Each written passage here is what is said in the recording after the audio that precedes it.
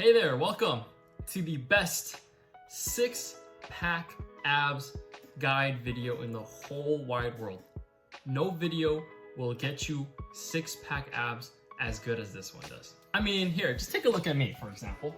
I have some abs, okay? They're not the best. I just ate lunch, but I have abs, so I know a thing or two. And I won't hide any secrets from you, okay? I'll tell you all of my secrets and how I got these.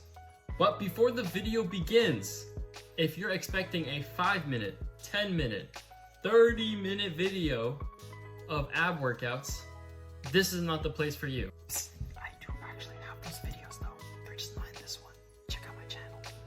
Okay, let's go ahead and start off strong. And the first tip I'm going to be giving you is do resistance training. I mean weightlifting, calisthenics, CrossFit, any kind of muscular training is very important for you to get abs. Here are some reasons why. If you only do ab workouts, that is your only form of muscular training, and that is no good.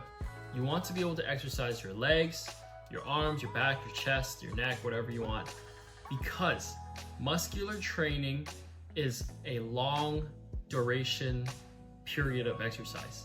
And this long duration period of exercise is crucial when you want to burn fats.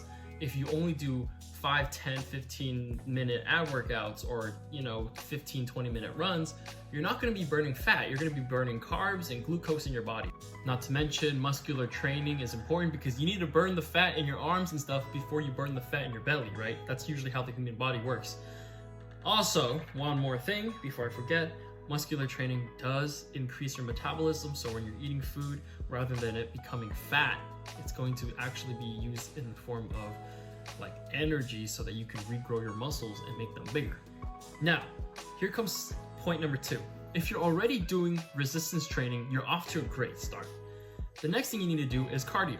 Now, if you're a gym goer, you've often heard the stereotype of, if I do cardio, it's gonna burn my gains. That is not true, okay? You're not gonna lose your gains because you go on a run. A 10 to 15 minute run or walk or swim or bike every single day will help you burn the glucose and sugars that are already in your body so that way you can better access the fats. So think of it as like a defense number 1, defense number 2, defense number 3. Your first line of defense is going to be your glucose and your sugars. You have to burn through that defense before you get to the fats. Additionally, there are plenty of cross-country runners, marathon runners, track and field runners that don't even hit abs and they still have abs because they do so much cardio. Now here comes point number 3, and that is, how should you be eating? Well, if you're eating normal amounts of food, reasonable amounts of food, there is no point in cutting out and skipping meals. If you skip meals, you're going to ruin your metabolism, okay? Your body is going to store in all the fats and all the sugars because it thinks it's in survival mode. So here's what I suggest.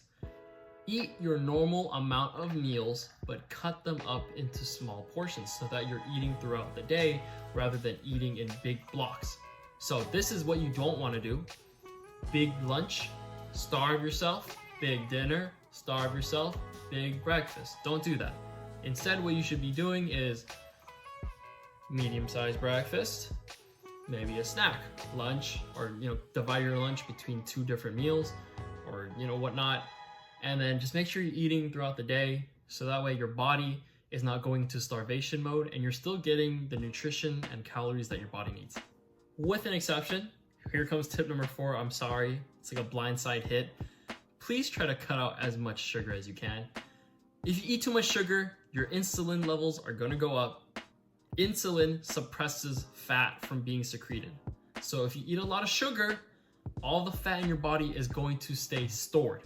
The less sugar you eat, the more fat is going to be released and be burned. So just cut out sugars and you should be fine.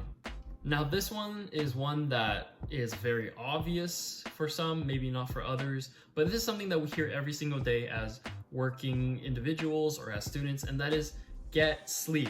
Tip number 5, get sleep, okay? Try to get at least 7 hours of sleep per night because that is the minimum that science requires.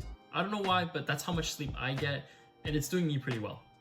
If you guys didn't already know, your body actually burns the most amount of calories being asleep. So the longer you're sleeping, the more calories you're burning. Kind of a crazy hack, right?